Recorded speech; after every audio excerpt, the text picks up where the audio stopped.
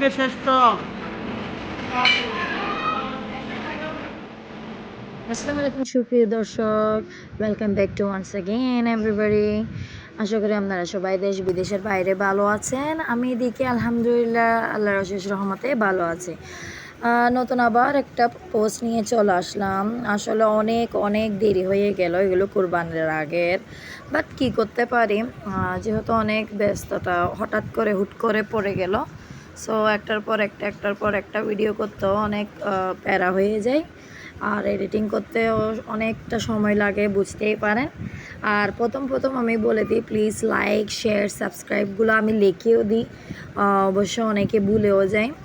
যা মোটামুটি আমার সাবস্ক্রাইবার আছে যারা দেখে পছন্দ করে, প্লিজ ওনাদেরকে আমি বলে দিচ্ছি লাইকটা দিয়ে দেবেন, শেয়ারটা করে দিবেন, ইনফ্যাক্ট সাবস্ক্রাইব করে দেবেন যারা নতুন। সকাল সকাল দেখেন, এটা মেহমান আসার একদিন আগে আমার নননের আক্তের পরে পরে একটা মানে অনুষ্ঠান রাখছে, মানে ছোটোখাটো একটা ঘরে, মানে জাস্ট দাওয়াতের জন্য রাখলো। যেহেতু ওদের এখান থেকে কাঁঠাল, আম, আনারস, তারপরে লিচু, তারপরে পানও আসছে, অনেকগুলো পানও। এটা তো আমাদের ট্র্যাডিশনাল, পানটা না দিলে তো আবার মাইন্ড করে আমাদের চট্টগ্রামে। সো এগুলো আসা হলো, এগুলো একটু একটু আমি ভাবলাম ভিডিও করে দিলাম। তারপরে রাতে আমরা অনেক কিছু আয়োজন করে রাখলাম, যেহেতু 30-40 জন আসবে। এদিকে আমি বাহিরে আমার পেছনের যেটা গেট আছে এই দিক থেকে, মানে রান্নাঘরের যেদিকে একটা গেট আছে এদিক দিয়ে আমি একটু করে শ্যুট করলাম।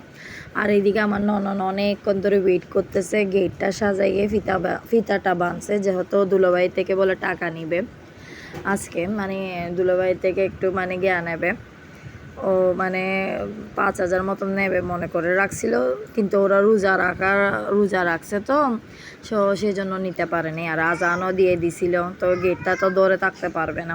তো আমরা ওয়েলকামের জন্য বুকে নিয়ে আসি, মানে ফ্লাওয়ার দিয়ে ওয়েলকাম করব আমার নননরা। আমি এদিক থেকে ভিডিও করতেছি লুকাই লুকাই, আসলে অনেক প্যারা হয়ে যায় ভিডিওটা করতে, এতগুলো মানুষের ভিতরে মাইন্ডও করতে পারে। বাট আমি এগুলো ছেড়ে দেখেন, সবগুলো ছেড়ে ভিডিও করতেছি। ওর মানে শাশুড় বাড়ির সবাই এসে গেলো, প্রায় 30-40 জনের মতো। আর ওদিকে আমার ননদ ওর হাজব্যান্ডকেও ফ্লাওয়ার দিয়ে স্বাগতম করতেছে। ইনফ্যাক্ট উনি ইফতার করতে বসছে, তো এত কিছু বলা যাচ্ছে না, তো ইফতারি করার জন্য বসাই দিছে। ওনাদের থেকে আবার ফল ফ্রুট অনেক আসছে, তাও প্যাকেটে প্যাকেটে। প্রথম প্যাকেটটা হলো মনে হয় গ্রেপসের। তাড়াহুড়ার পরিস্থিতি, তো সেজন্য যেরকম এরকম করে রেখে দিলাম। গ্রেপস আসছে, অরেঞ্জ আসছে, তারপরে নিচেরটা মনে হয় অ্যাপেলের। যেহেতু অনেক বাড়ি আমি তুলতে পারতেছি না, এগুলো সব ঘরের আয়োজন, ভাতের জন্য আমরা সব কিছু রেডি করে ফেলছি। দিকে মিষ্টিও আনা হয়েছে, তাও গিফট প্যাকেজিং করে র্যাপ করে। আমরা মনে করছি অন্য কিছু, তারপরে প্যাকেট দেখে বুঝতেছি মিষ্টি সবগুলো। এদিকে আমরা ভাতের আয়োজনে ডিমের কোরমা, চিংড়ি মাছ, তারপরে গরু মাংস, তারপরে কোরাল মাছ যেটা বলে ভুনা ভুনা করে রান্না করছি। তাও দুইটা ডেকচি, অনেক বড় বড় ডেকচিতেও রান্না করা হয়েছে, কিন্তু বড়গুলো আমি তুলতে পারতেছি না, যেহেতু একটার উপর একটা রাখানো হয়েছে। আমি যেটুক পারছি সেটুক করেছি। এদিকে মুসলমান বলে এগুলো দেশি মুরগির জামাইয়ের জন্য, মানে ওদের জন্য। তারপরে এটা রূপচাঁদা যেটা বলে, এটা ফ্রাই করা হয়েছে। ওনাদের বলে ফ্রাই কিনা অনেক পছন্দ।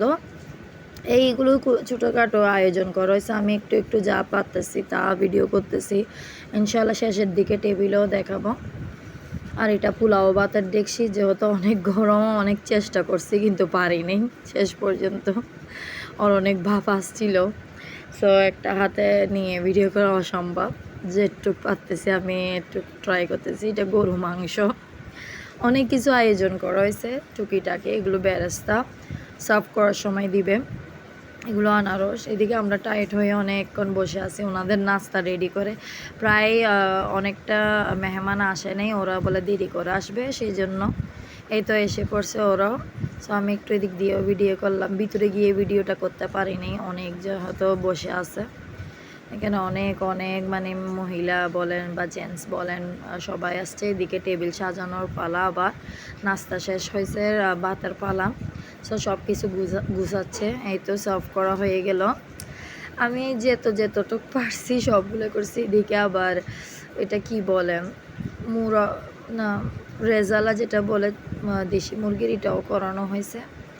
তারপরে এইদিকে প্লেটগুলো গুছাচ্ছে আমার দেবরানী। আমি এই ভাগে আমি একটু একটু ভিডিও নিচ্ছি, ওদিক দিয়ে আরও একজন ভিডিও ম্যান আছে।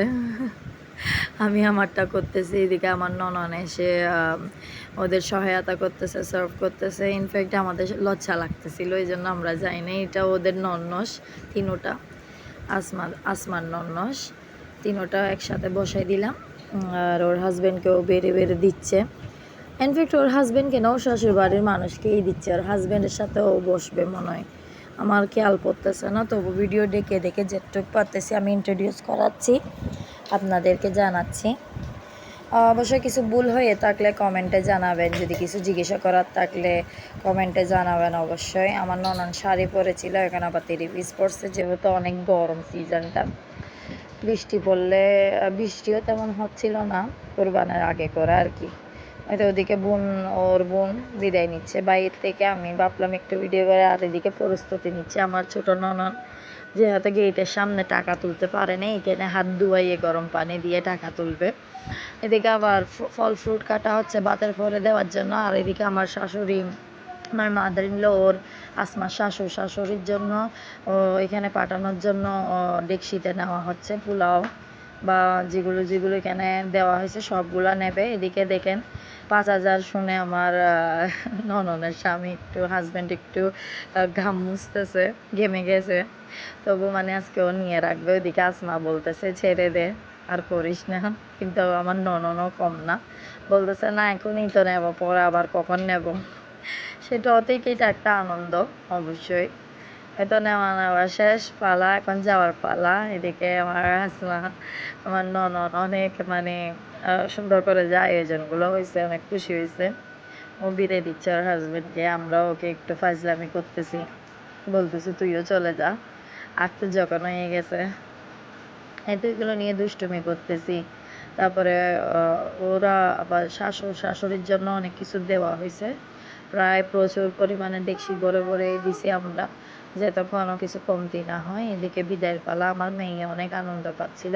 অবশ্যই এখানে যেটা ভিডিওটা করতেছি অনেক, এদিকে অনেক ভয়ে ভয়ে করে ভিডিওটা করতেছি। আসলে সবাই ছিল, আমার হাজব্যান্ডও ছিল, কিছু বলবে। দেখতে দেখতে যাওয়ার পালা হয়ে গেল। আবার ইনশাল্লাহ নতুন একটা ভিডিও নিয়ে হাজির হব, দেখা হবে। আশা করি ততক্ষণ পর্যন্ত ভালো থাকবেন, সুস্থ